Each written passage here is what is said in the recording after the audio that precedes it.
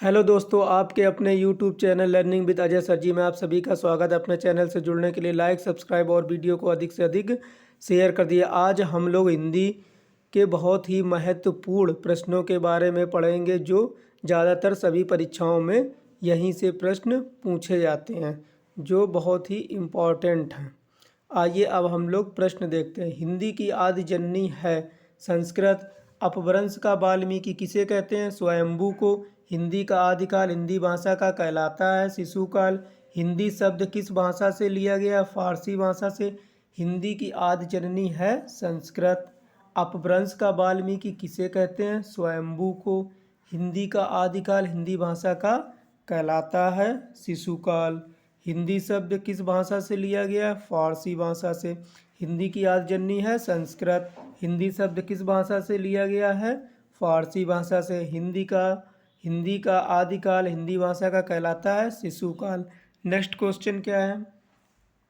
अष्टछाप का जाच कहा जाता है सूरदास को। अष्टछाप का जाच किसे कहा जाता है? सूरदास को।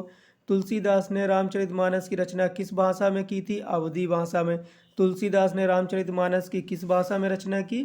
अवधी भाषा में। पद या गद्य के संबंध में छायावादी युग साहित्यिक खड़ी बोली के विकास का कहलाता है स्वर्ण युग। जॉर्ज ग्रियर्सन ने हिंदी को कहा था महाभाषा। पद व गद्य के संबंध में छायावादी युग साहित्यिक खड़ी बोली के विकास का कहलाता है स्वर्ण युग। जॉर्ज ग्रियर्सन ने हिंदी को कहा था महाभाषा। अष्टछाप का जाच कहा जाता है सूरदास को। तुलसीदास ने रामचरितमानस की रचना किस भाषा में की? अवधी भाषा में। नेक्स्ट क्वेश्चन क्या है?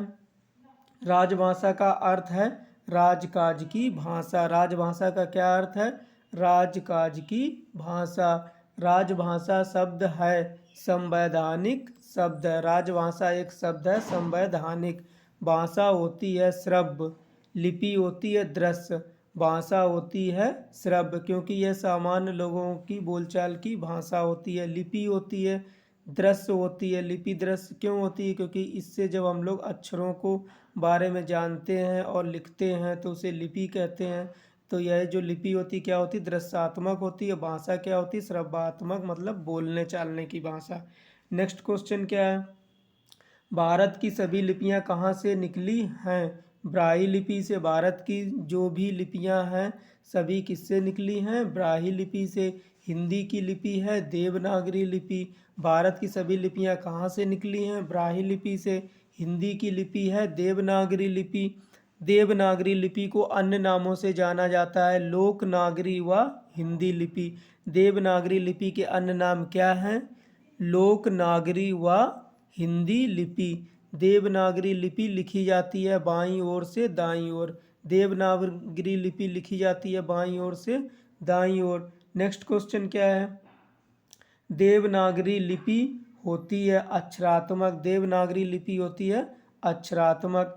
रोमन लिपि या अंग्रेजी की लिपि होती है वर्णात्मक। रोमन लिपि या अंग्रेजी की जो लिपि होती कैसी होती है?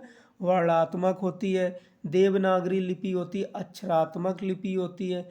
हिंदी भाषा का जन्म हुआ है अपभ्रंश भाषा से। हिंदी भाषा का जन्म किस भाषा से हुआ है? अपभ्रंश भाषा से। रोमन लिपि या अंग्रेजी की लिपि होती है वर्णात्मक लिपि। देवनागरी लिपि होती है अक्षरात्मक लिपि। हिंदी भाषा का जन्म किस भाषा से हुआ है? अपभ्रंश भाषा से। नेक्स्ट क्वेश्चन क्या है? हिंदी साहित्य का प्रथम महाकाव्य है पृथ्वीराज रासो। हिंदी साहित्य का प्रथम महाकाव्य है पृथ्वीराज रासो। इसके रचनाकार कौन थे? चंद-बरदाई। तो हिंदी साहित्य का प्रथम महाकाव्य क्या है? पृथ्वीराज रासो। इसके रचनाकार चंद-बरदाई। हिंदी खड़ी बोली का प्रथम महाकाव्य है पद्मावत। इसके रचनाकार थे मलिक मोहम्मद जायसी। हिंदी का प्रथम साप्ताहिक पत्र उद्दंड मार्तंड था। हिंदी साहित्य के लिए प्रथम साहित्य अकादमी पुरस्कार किसे मिला? माखनलाल चतुर्वेदी को। किस रचना के लिए? हिमतरंगिणी रचना के लिए। हिंदी साहित्य का प्रथम महाकाव्य है पृथ्वीराज रासो। रचनाकार चंद-बरदाई। हिंदी खड़ी बोली का प्रथम महाकाव्य है पद्मावत। इसके रचनाकार मलिक मोहम्मद जायसी। हिंदी का प्रथम साप्ताहिक पत्र उद्दंड मार्तंड था। हिंदी साहित्य के लिए प्रथम साहित्य अकादमी पुरस्कार किसे मिला? माखनलाल चतुर्वेदी को। किस रचना के लिए? हिम तरंगिणी के लिए। दोस्तों, अगर हमारा वीडियो आप लोगों को अच्छा लगा हो तो इसे लाइक, सब्सक्राइब और वीडियो को अधिक से अधिक शेयर कर दीजिए। Thanks for watching my video. All the best.